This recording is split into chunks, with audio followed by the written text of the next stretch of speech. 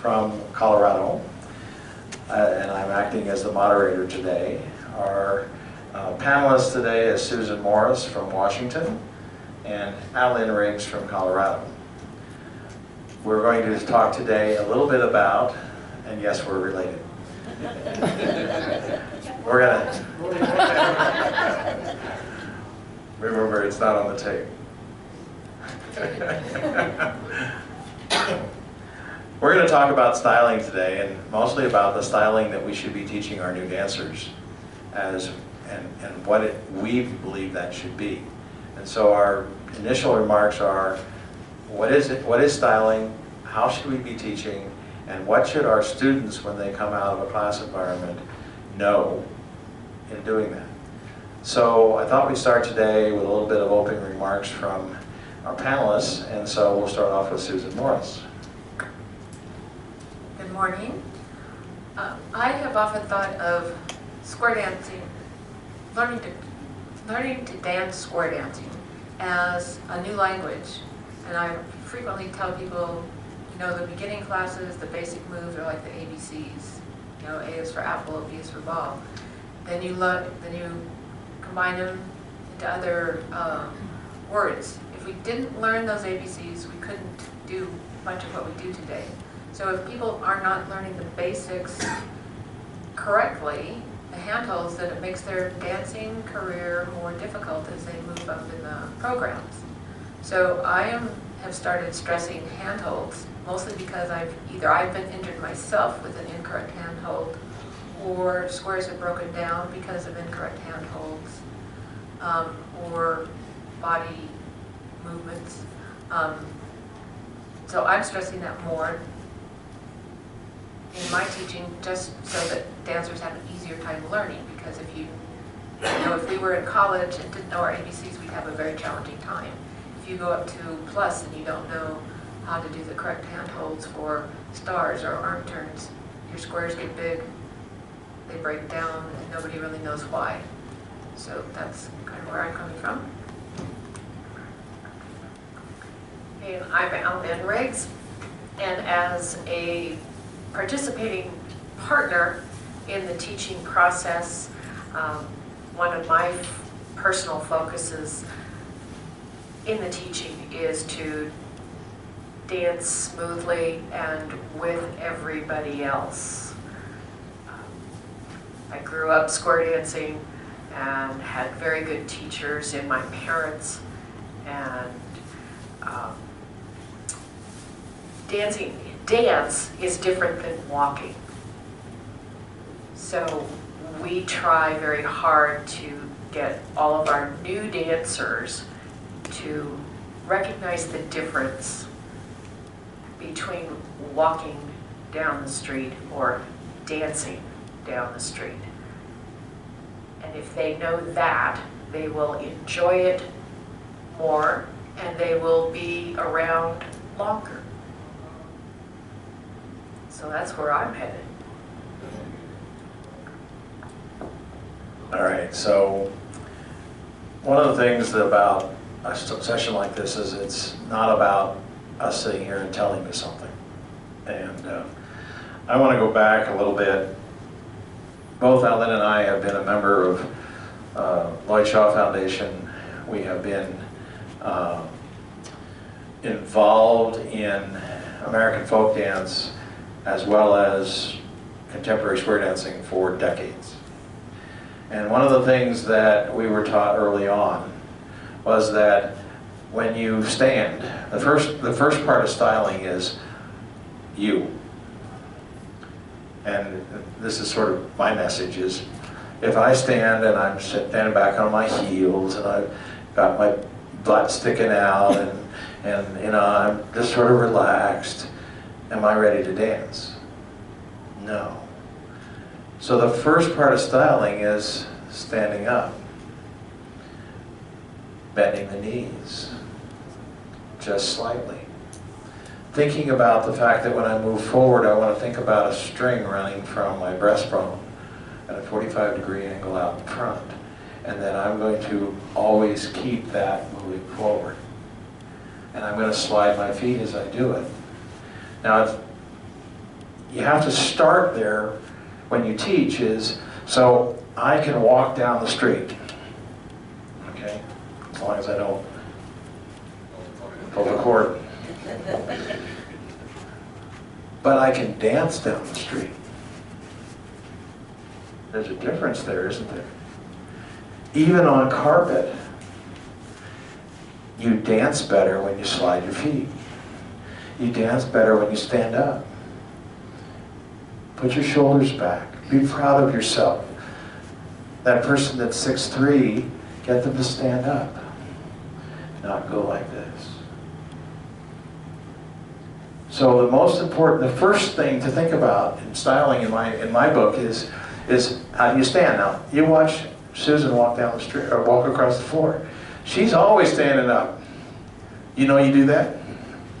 Okay, she does it intentionally. The important thing is so that's the first part. The second part, Susan, you want to come join me? The second part is when we start, so we've got our first, which is us, each individually. And then the second part is when we begin working with someone, all right? And when you work with someone, sooner or later you have to interact, all right? So we can interact without touching, or we can interact with touching.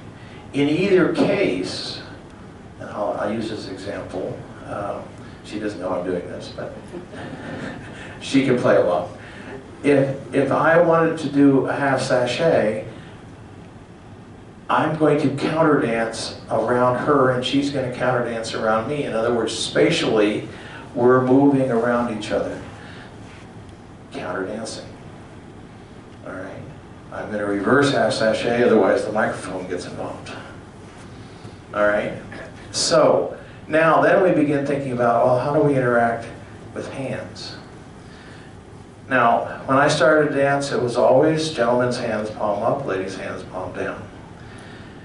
That is true, with the exception of when you have gender-to-gender type of things. I try to teach a class with right hand up, left hand down, and all of my existing dancers rebelled. And I went, I would really like to do that. This actually feels better. And I don't have to worry about the hand wars that go on between people. All right? So when we're standing in a couple position, now notice we're not here. We're not hands down, sort of leaning on each other, or not leaning on each other, or standing 3 feet apart. We're here. We're ready to dance. All right? And if we move forward, we can make it happen simply by me deciding that it's going to happen, and she follows really well because she feels in this hand the motion. And you can train your dancers to do that. That's styling. If each dancer is dancing individually, you're not dancing with style. You've got 2 independent dancers dancing. Does that make sense? You got any comment? Nope. No? All right. All right, so we've got a variety of handholds in our square dance activity around the country. We're not going to have a debate today about regional differences. We're going to talk about what's in the CALLERLAB styling for each call. All right? Because both Susan and I and Allynn follow that in our teaching in our area. So when we're facing the same direction, we have gentlemen's hands on the bottom, ladies' hands on top. When we're facing opposite directions, we are palm to palm up or fingers to fingers. Those 2 alternatives are both there. Okay? Notice the thumb on the back of the hand. It should not be a grip. Your purpose is not to create a black and blue spot on the back of the other person's hand. All right? If you are palm to palm, notice that the the thumbs are not interlocked.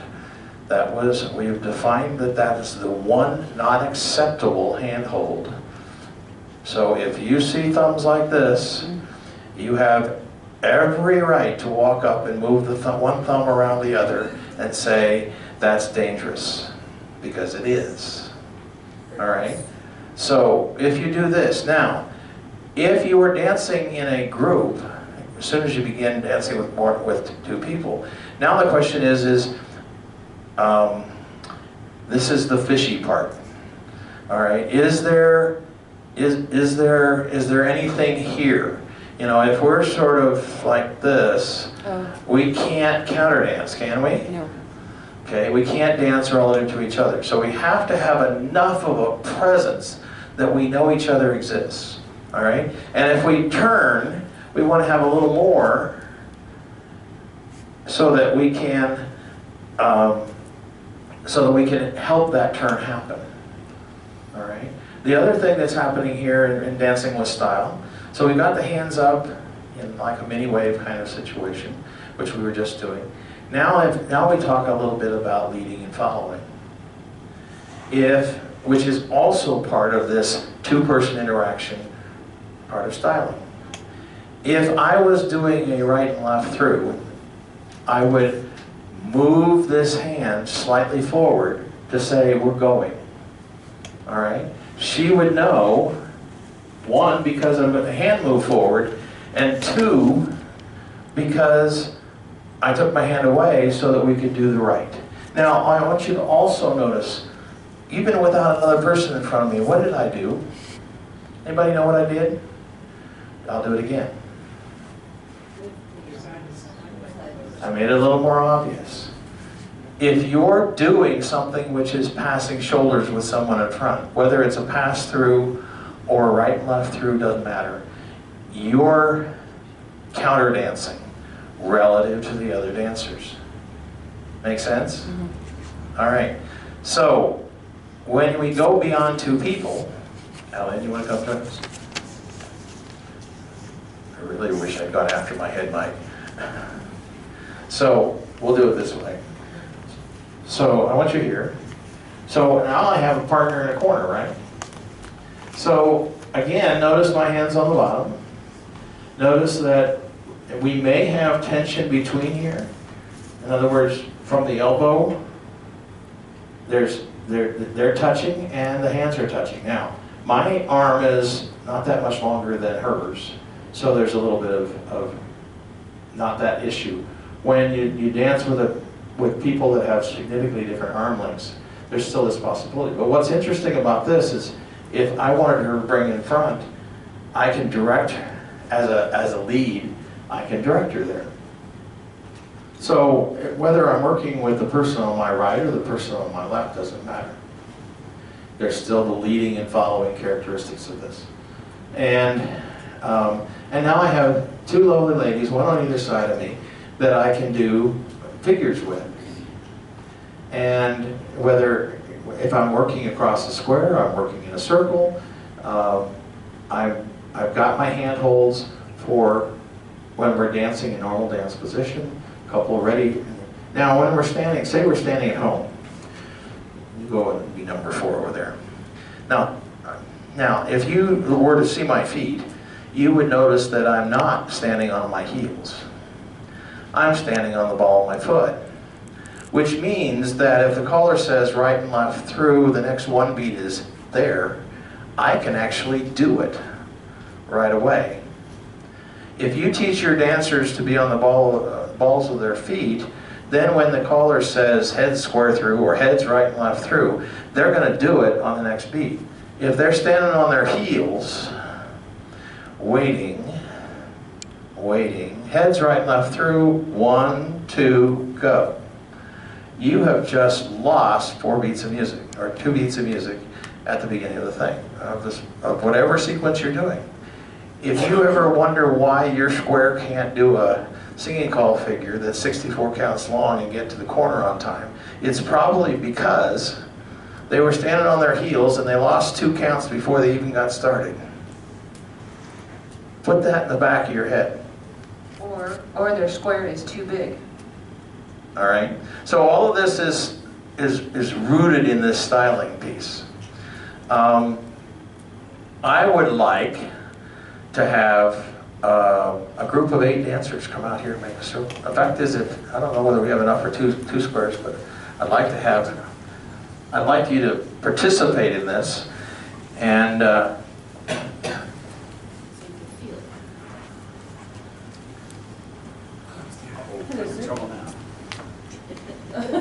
right, this is terrific. By the way, they are videotaping it, so someone might see you. Stand up straight. Go back, you're right. All right, so you've all got nice couple handholds, and your other hands are not at your ankles because you want to be able to use them, all right? So everyone do a half sachet. All right. Now, you are at home as couples half sachet at the moment. Okay? Everybody join hands. Do you know what just happened? You got a new partner. As soon as you join hands in a circle, the gentleman's partner is on his right. Okay? Beware that that's a characteristic of our choreography. All right? Dale, does that make sense to you? Do you understand that? 'Cause I know you hadn't thought of it that way, but you know, if I said heads move up to the middle and back, that breaks that circle. Okay? Because I still have heads.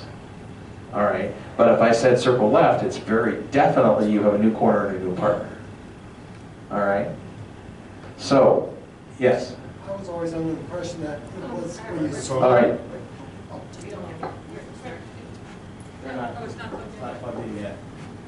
I was always under the impression it was only when you swung that individual that became your new partner. That's definitely too. Well, you definitely have it happen at that point. I totally agree with you. But if I had you circle left and I said Allynn left at this point, who would you do it with? Yeah. Okay. Okay. See how that goes? All right, that's not necessarily part of styling, but it is part of understanding where the people are. So with that same person, do a half sachet. Did the gentleman go in front? With your original. Oh,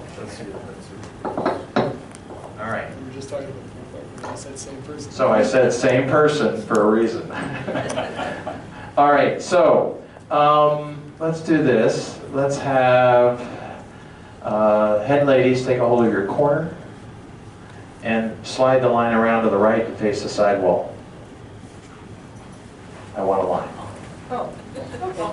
This is a square, that's the square recovery procedure? Okay, okay. All right, so,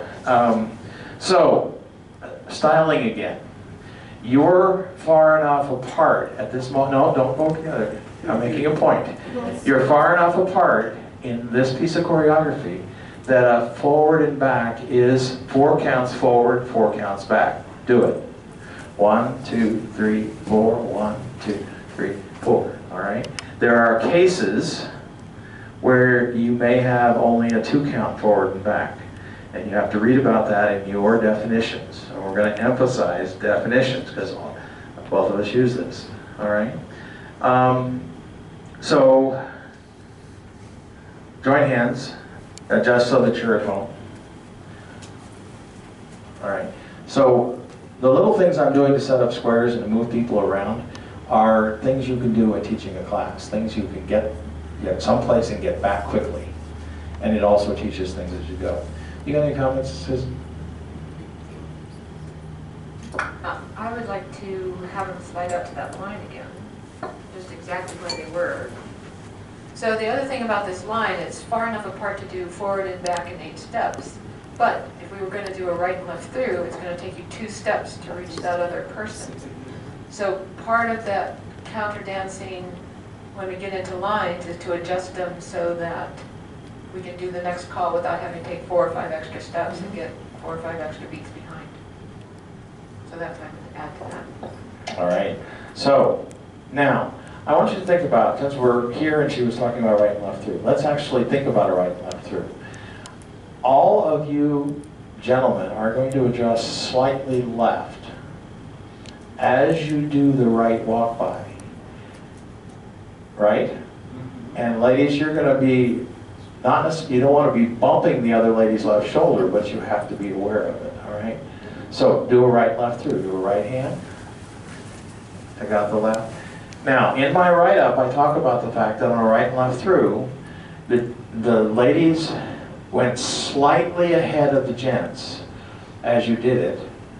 And the gents hung back and held out their left hand as they reached for the courtesy turn. So do a right and left through again. Think about it. Ladies are slightly ahead so that you can be ready for the courtesy turn. That's a styling point. We tell people, pull by, courtesy turn. Well, if the guy goes all the way through, then he has to really reverse his direction to do the courtesy turn. If he hangs slightly back, then the courtesy turn becomes more of a through and back and wheeling motion for the gent. And it becomes more of that wheel around feel than it is normally. You need to teach that to get styling. Does that make sense? Pass through. All right, you guys all did something that was very good. You all joined hands in your line. Most dancers don't join hands in your line. Bend the line. If you join hands in your line and say forward and back, who should patty cake? Only the ends. All right, lines go forward and back. I know the center people want a patty cake too. I know. All right, but this is in fact dancing with style. All right. Join hands and say, oh, pass through. I gotta get back to where I was. Bend the line. Do a slide through. See how you do that. All right. Pass through. Do an element left with somebody. Let's see what the arms look like. Okay. Promenade home. Oh, I messed you up. All right. Boo boo. All right. So, I wasn't worried about sequence. All right. So the other thing that we tend to not teach very well, and it's Allynn's favorite call. Do you want to talk about this? Allynn's favorite call is?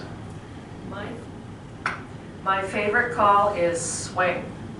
And I have a huge pet peeve about swing. So again, this involves counter dancing, etc. If everybody would turn and face their partner. This is how we teach the swing. All right. You will step slightly. The men will step to the left. Everybody will step just a tad to the left and forward, so that your hips are adjacent. They are not directly side by side. Okay, the woman's hip will be just a little bit in front of the man's hip. All right, hand holds. The man will put his right hand on the lady's waist, or a little higher if you want. So again, talking about styling, there are some groups where the hand hold is up on the shoulder blade, and there are some areas where it is done in the small of the back, or on the side of the small of the back. So there are two different styles there that you might find in different areas. All right. And you also need to be aware of height differences and, I'll be kind, size differences. All right, just do the best you can. All right, the lady's left hand will be on the man's right shoulder. I prefer it to be where, as my father would put it, where the muscle ought to be, on the shoulder, and I have it, the palm of my hand almost facing the shoulder, so I can press against the shoulder. No, in the front. So on the front of the... Could y'all do this? It's not visually clear. All right. So for the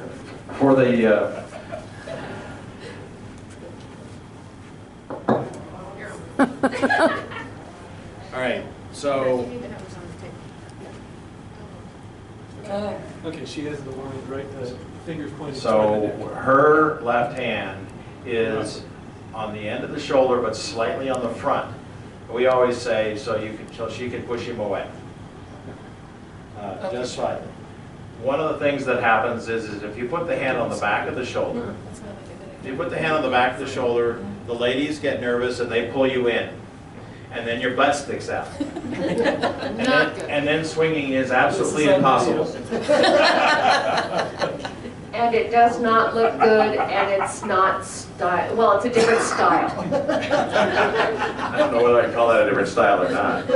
Anyway, so when you're doing this, your man's left, lady's right is actually not necessary, because your stability is all about the man's right arm, the lady's left arm, and thinking about there being a pole that comes down between you, and your job is to figure out a way to rotate around that pole.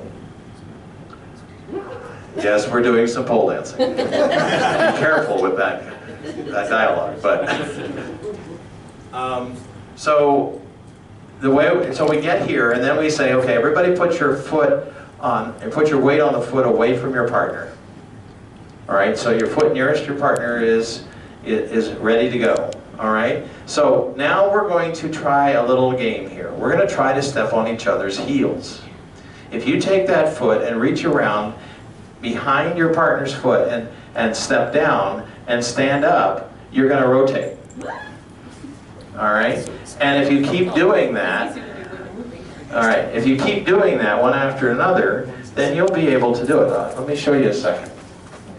So even on carpet, we can go step, step, step, step, step, step. And we can turn this as fast as we want. And at some point we can change it into pushing the skateboard. It's really hard to do on carpet. Yes.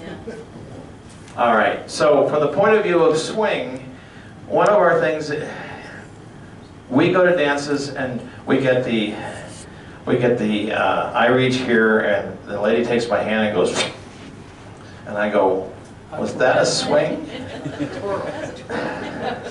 Yes, that was a twirl. That was not a swing, but we get it. Now, the other issue is ladies say, well, I get dizzy swinging. Well, I've dealt with a lot of dizzy issues, and they're all lovely ladies that are not dizzy because of the wrong reason. They're actually getting dizzy because they do something wrong. They look at the floor, or they look at the dresses around them, instead of looking either at the partner's ear or his bolo tie.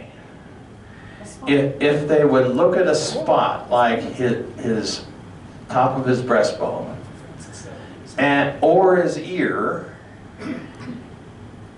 they would not get dizzy about 75% of the time.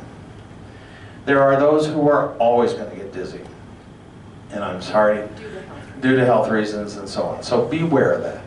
But this is a figure that both of us are emphatic about the fact that we cannot dance, truly dance, if we don't know how to swing. If you go dance with a contra group, they don't have 4-count swings, they don't have 8-count swings, they have 16-count swings. And they'll say balance and swing, and they'll go for 16 counts. That's the best part of contra dancing. It's fun. And by the way, I believe tomorrow night there's a zesty contra, and you ought to come out and do some swinging. So, do we have any questions about swing? Do you teach swing? Yes. All right. Every other week. Yeah. All right. Yes. Bruce Lawler from Oregon. I would teach swing, but when I don't do I call what you did a buzz swing. It's kind of like the skateboard. But in my dance classes, I don't teach that. I just have people get into a swing position and then walk around once, and then the lady roll out. Because I feel that's easier for the newest dancers. that's certainly where you start. That's our start. Yeah, I agree. I totally agree. You start with a walk around swing, and once around because you want them to be, you don't want them to get into something that's going to get them dizzy right off the bat, because then they won't want to do it.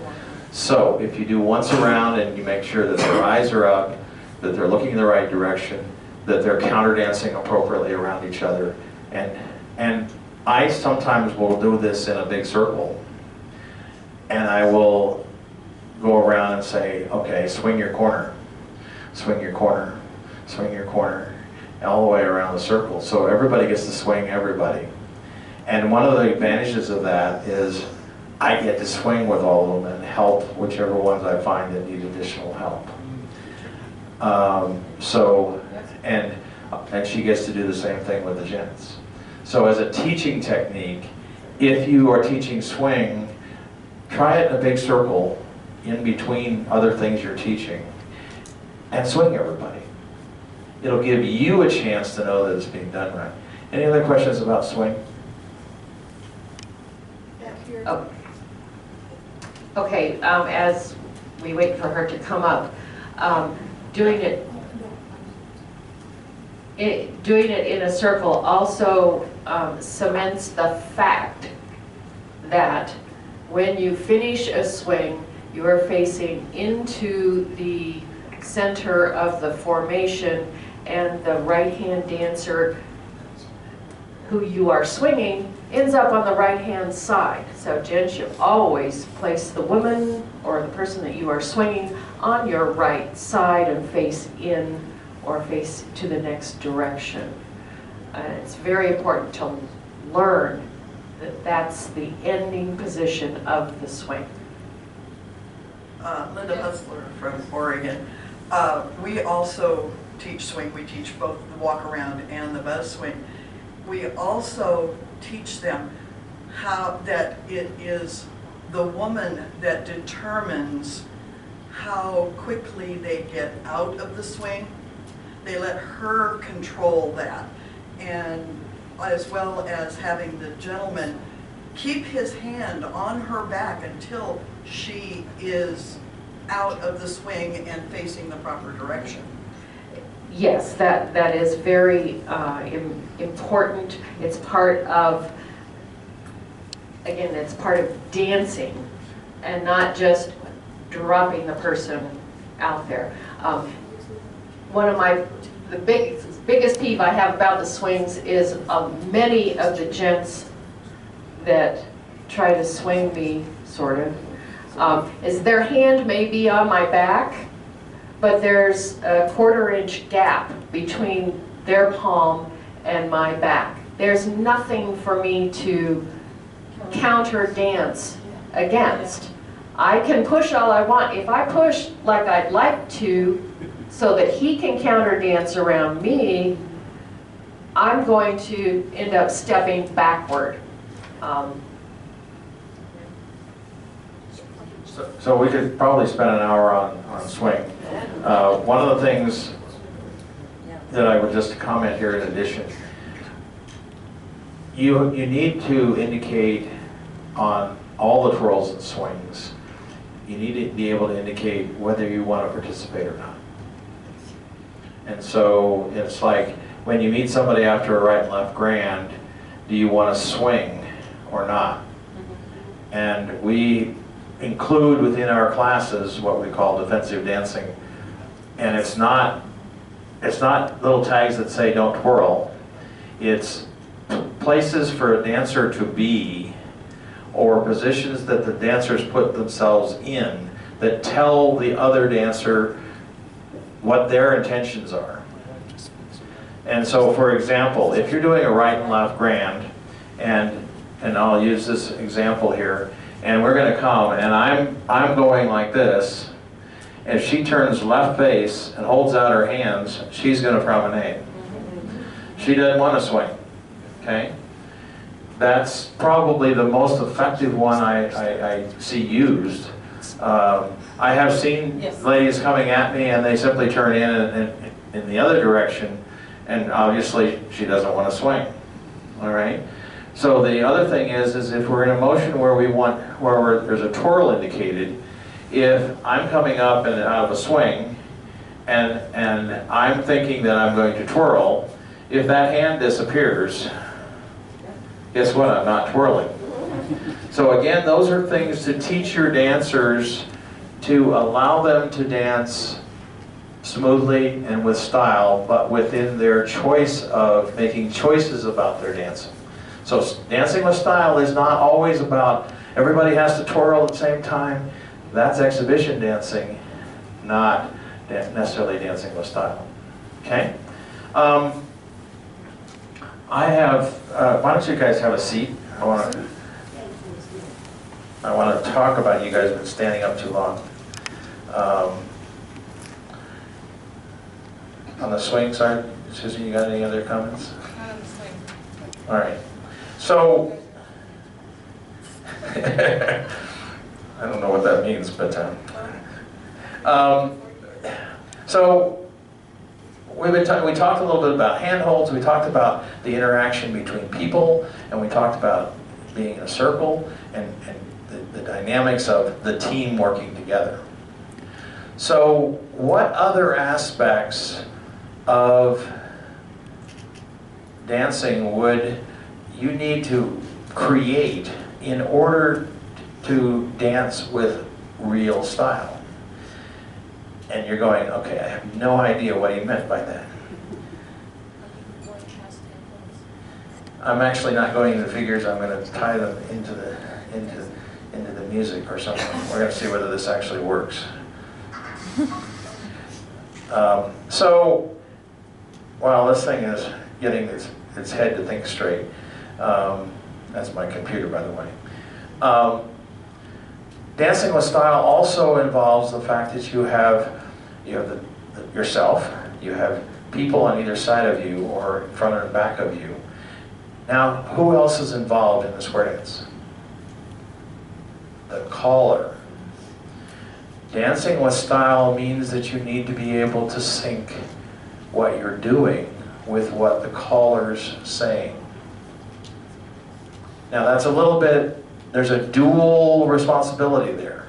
The caller has to say things that make sense and are doable within the choreography. But syncing up with the caller is a relationship of timing, a relationship of understanding the words and getting them at the right time. In my handout, at the very end, I talk about delivery. And that's delivery of the calls in a timely manner that matches the needs of the dancers.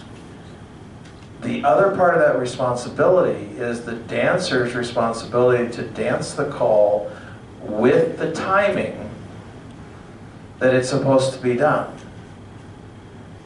If the caller says, head square through 4, right and left through, veer left, and then stands back, one he did what? He stacked calls.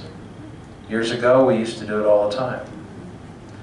Today, dancers just get confused. But there's a responsibility of the dancers to take the square through and take 10 steps. Do a swing, or I forget what I did. A right and left through, there's 8 more steps. A veer to the left, there's 4 more steps. If all else, if I just shut up, what do you have? You've got 10, 8, and 4 to dance as a dancer. Now, if the caller pipes in and says something like, circulate before you're anywhere close to done that, the caller's in trouble, or should be. Because he's stacked a bunch of calls and then not giving you the time to adequately do it. You as dancers should not try to hurry that, not try to do that right and left through in 6, or the veer to the left in 2. You should take the time, and we should teach how much time each of those calls teach. So again, dancing with style is counter dancing, proper handholds, and timing. Proper calling is delivering things in a way that they can be delivered to the dancers so they understand and will be able to accomplish them successfully. Very, very important. Let's see if I...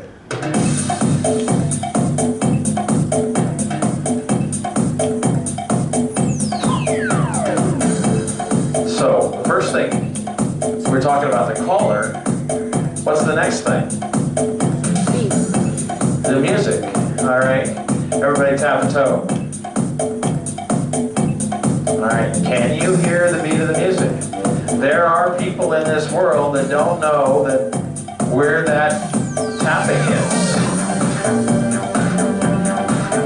And I'm sorry to say there are way too many of them that don't know that. Now this one, you're going, okay, where's the one beat on this thing?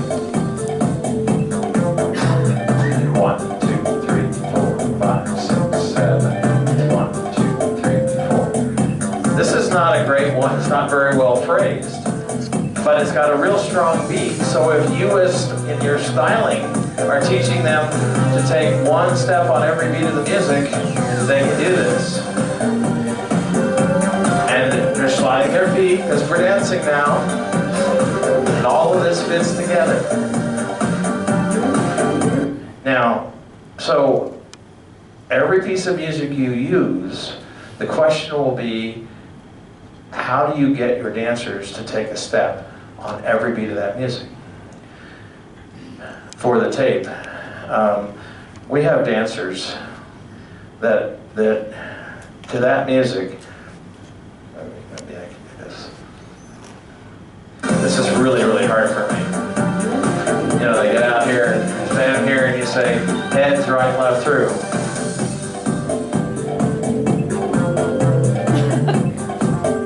Took 8 beats, but they took 6 steps, and they somehow fit in there. All right? So, what do you do when you're teaching to try to get them not to do that?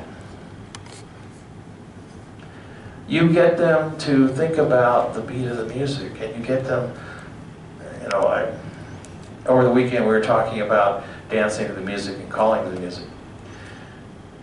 If there are a lot of people who the brain is connected to the eyes, and the eyes are connected, or the brain's connected to the hands, but somewhere between here and there they get lost. All right?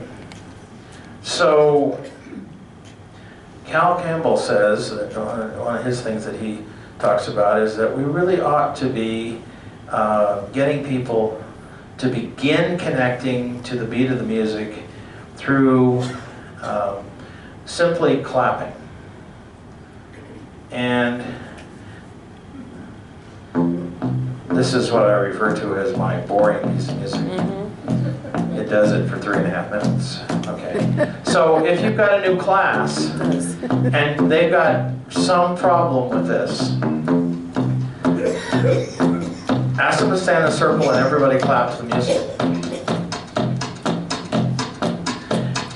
If they can do that successfully, ask them to tap 1 toe, not 2, 1. All right. Now, if it actually gets down there, then they're doing well. Now, ask them to tap every other toe.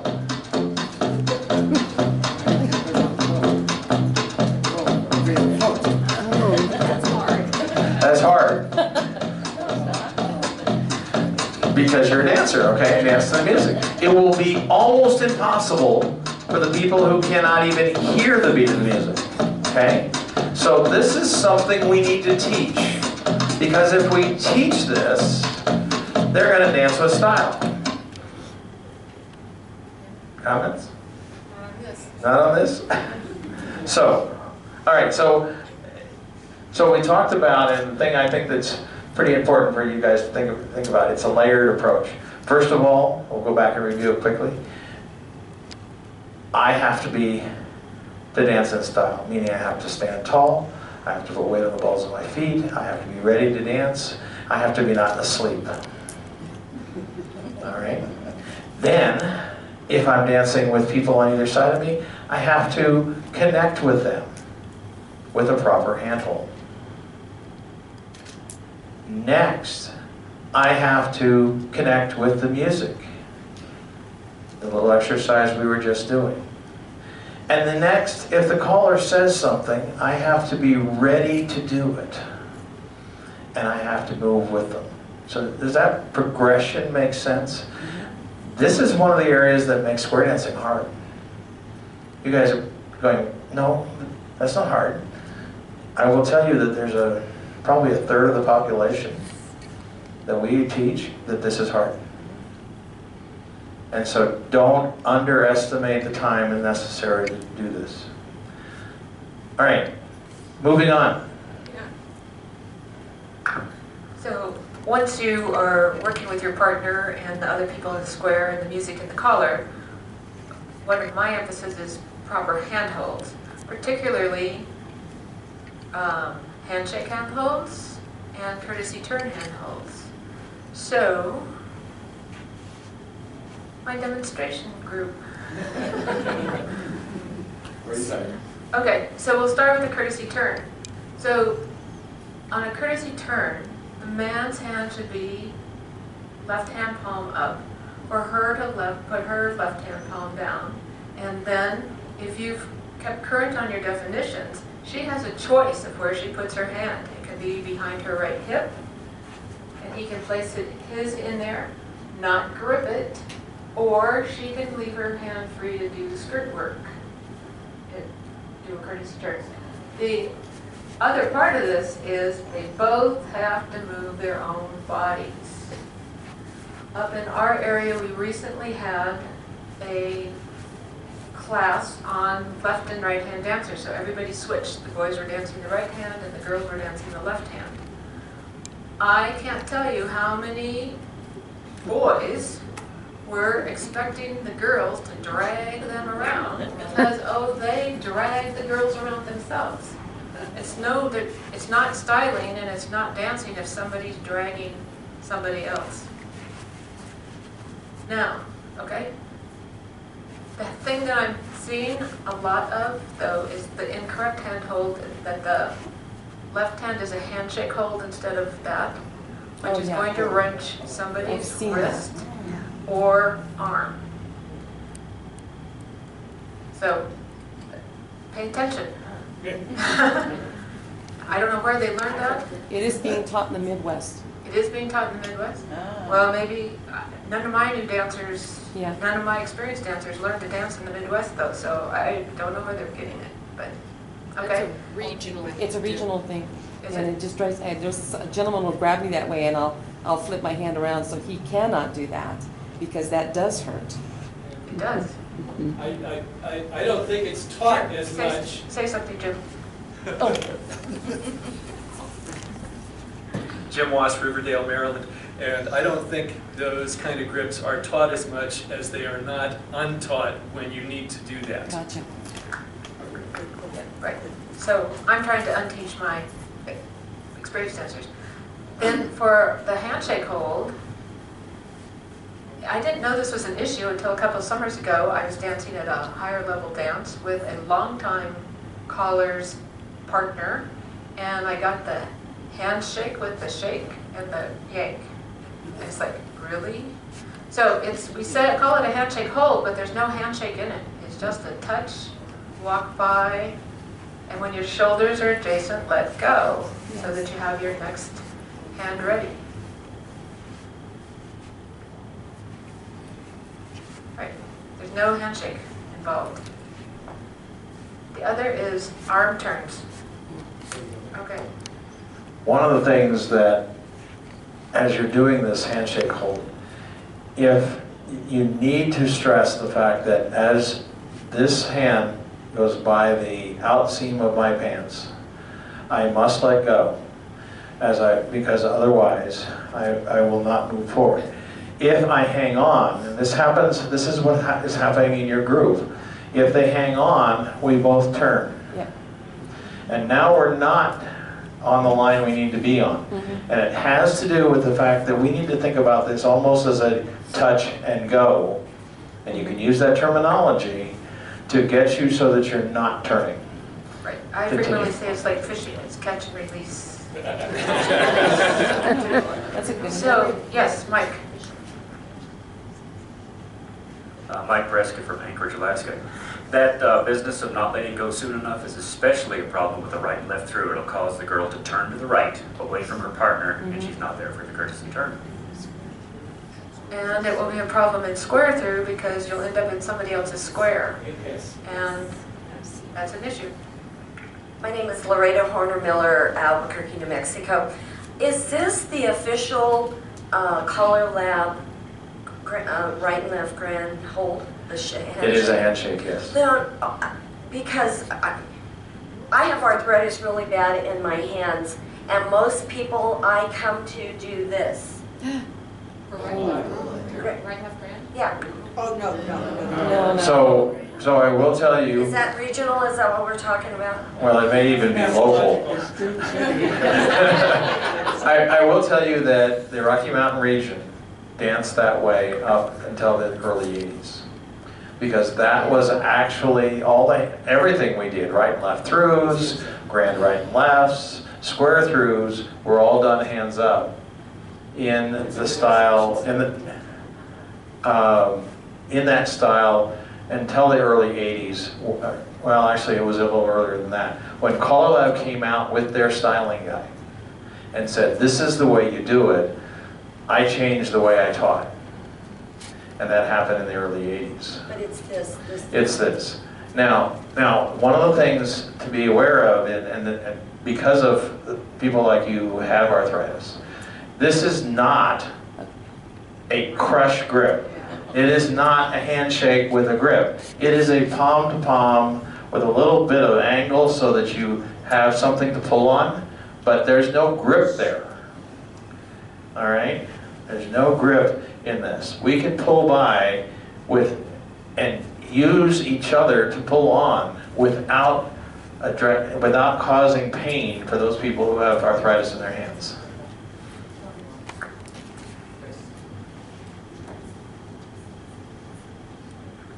Bruce Lowther, Oregon. One of the things I'm always emphasizing in the class is that anybody should be able to disengage at any time. You never hold on. And it's not, and I avoid the use of the word grip, because when people use that word, they want to clasp. We touch. I want people to have a cupped hand. That gives us something to pull against. And so my whole emphasis is don't grab a hold. Exactly.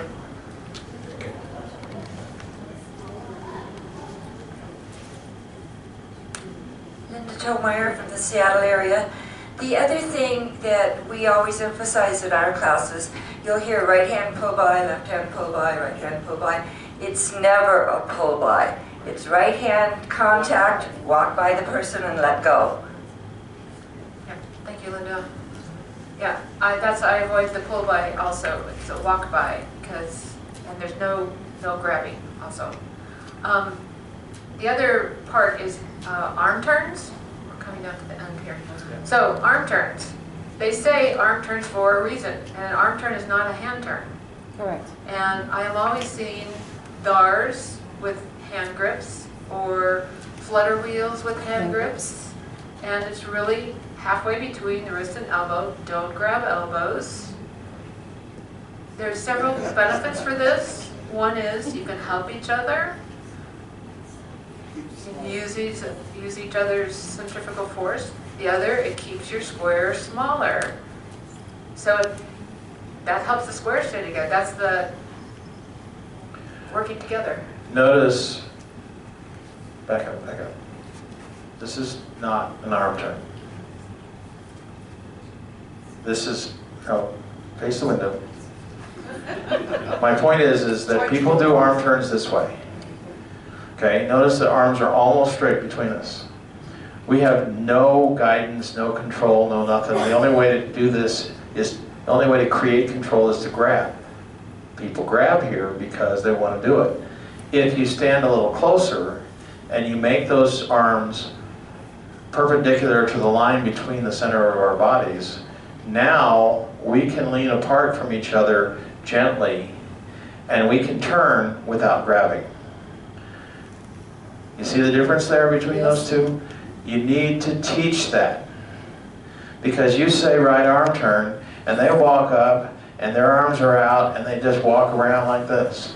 And there's nothing. There's nothing there. But if we walk up and we do this, now we've got power between us. She can pull as much as she wants, I can pull as much as I want, as I need, all right? If you said, I'll think of a little figure, turn your partner right 1.5, just the center, make a left-hand star. If you're going to turn 1.5, you need to have enough tension there to get around. If you are a fishy dancer, you are not going to get around, and somebody's going to feel out of place. That's not dancing with style. Next. We've all seen Dirty Dancing and talking about spaghetti arms. I'm always saying, no spaghetti arms. You have to have you have to know somebody else is on the end of your arm. Okay?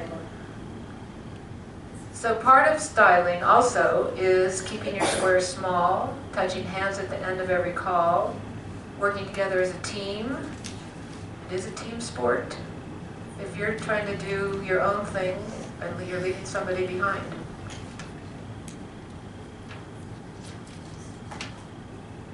Can I get 4 people? 4 people to come out? So, I was even watching last night, I was watching the variations on stars. There are parts of the country, and again this is regional differences, where stars are box stars and where stars are palm stars. Do we know the difference? Mm-hmm. All right, so if you have, if I said these 4 make a right-hand star, do it. Okay, they're making a palm star.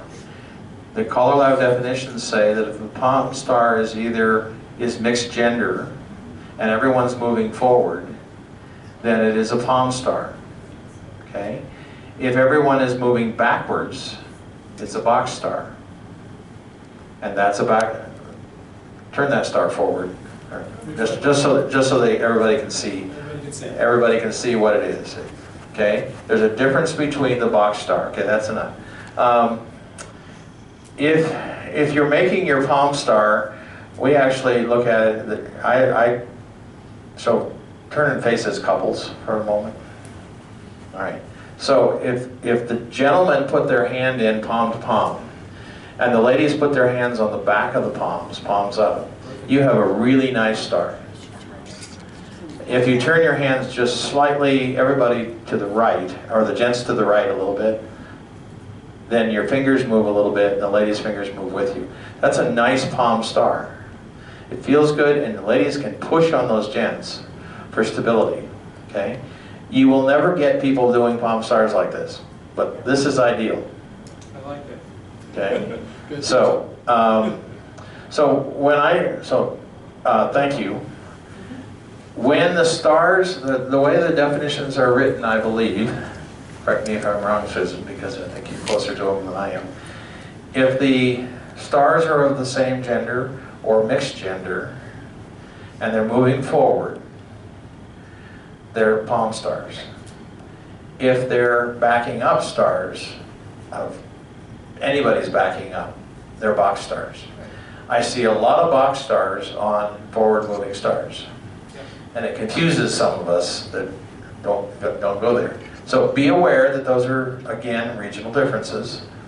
Dancing with Style, and you'll read, if you read my paper, talks about the fact that if everyone in the square is dancing with the same style, it is absolutely gorgeous. Yes. One of our challenges today in the activity is we have all these regional differences, and you go to a national convention and you've got people from Florida, people from New Hampshire, people from Colorado, and people from California in a square. You get everything. Yeah. And so you adjust to whoever's coming to you. That actually breaks down the ability for all of us to dance with style. Yes.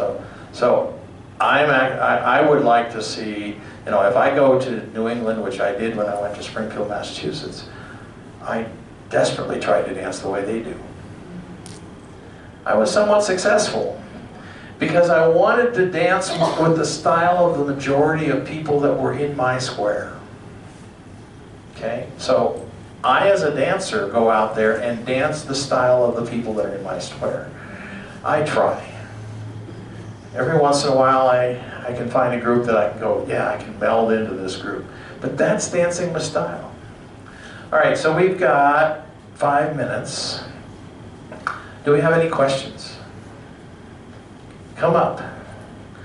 We didn't cover the whole thing. We both have handouts up here, and while Janet's coming down, please come down and take one before you leave. While Janet's walking up, the other part of styling is just being nice to each other. Greeting each other, knowing who's in your square, knowing who your partner is, who your corner is, eye contact, smiling, having fun. Janet Oliveri.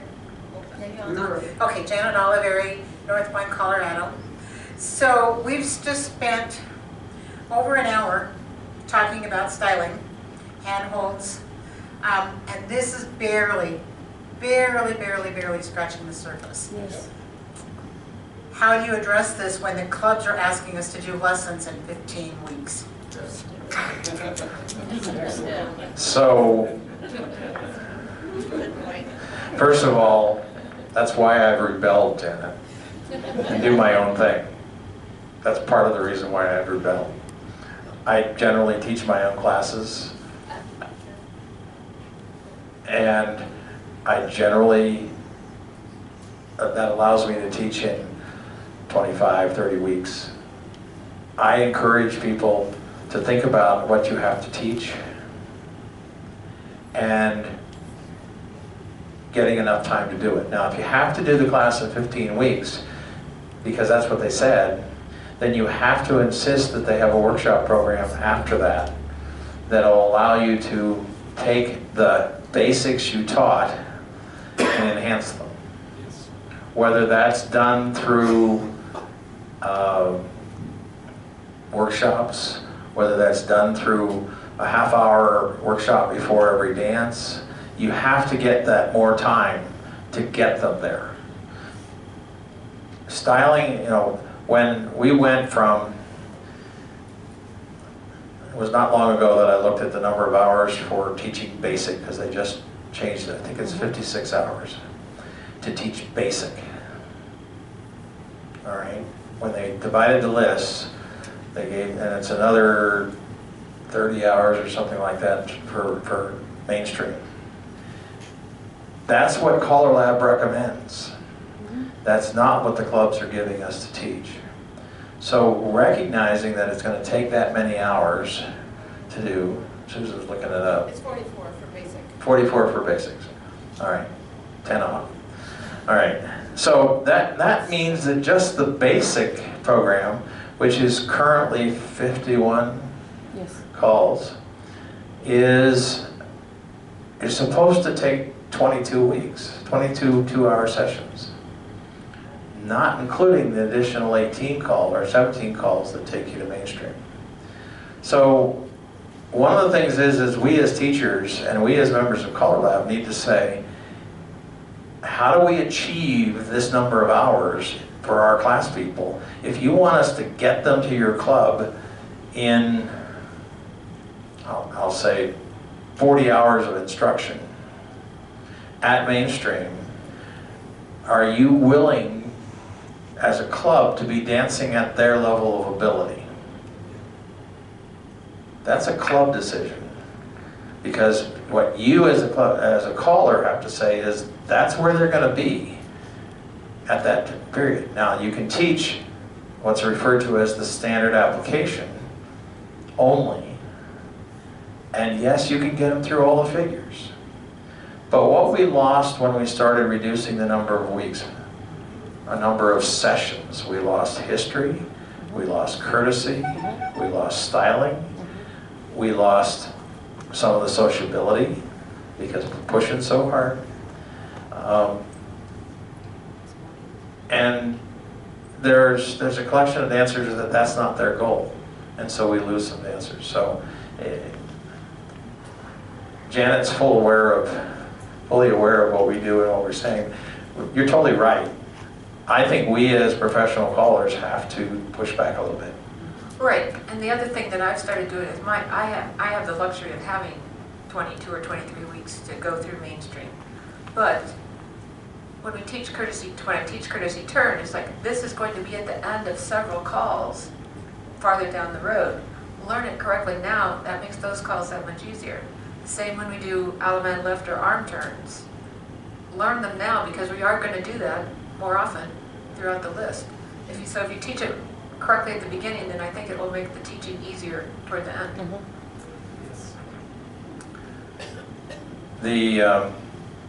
So we're like 2 minutes. Any other questions? Anything you would like to know that we didn't cover? I have this monstrous list. There was 8 pages of things, and one of the things is when you do a star through or a California twirl or you do a twirl, what do you tell the dancers about this?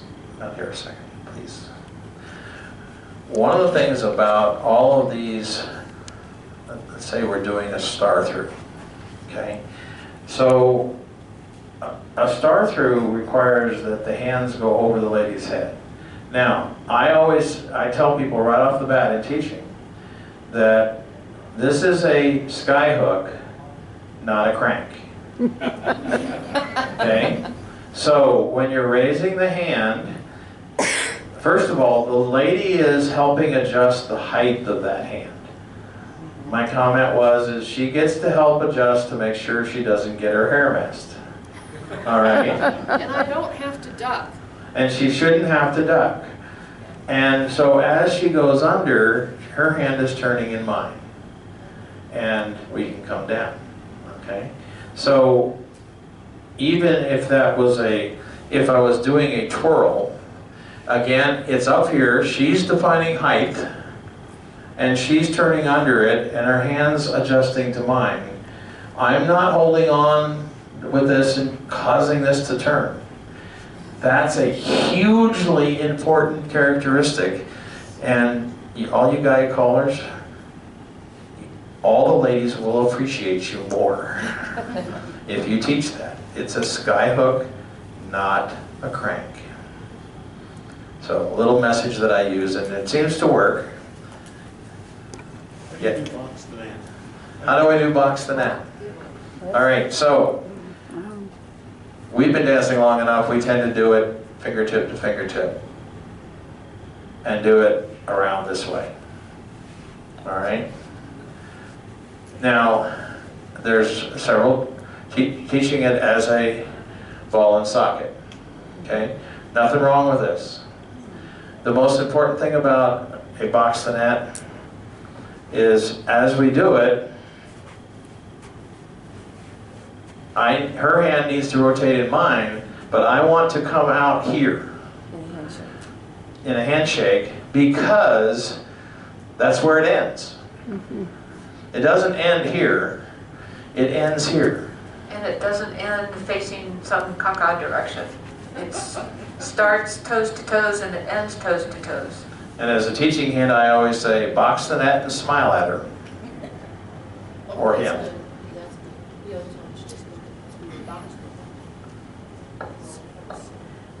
On the handholds, because of how I was brought up in Colorado and we did right and left grand, hands up, even as a child, I was able to look at every gent and we had eye contact because our hands were here.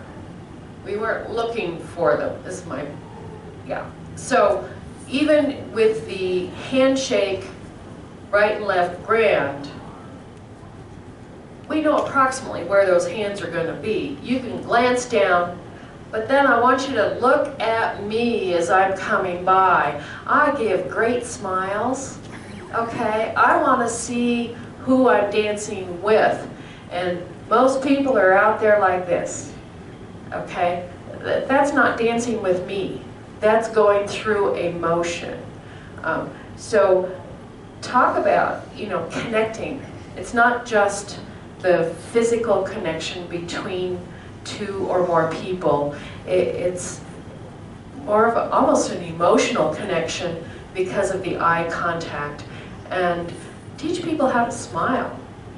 That's rule number 2.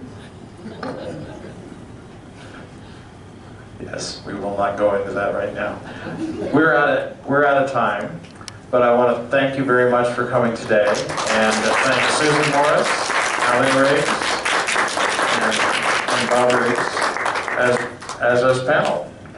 Thanks, Bob. And the handouts are up here.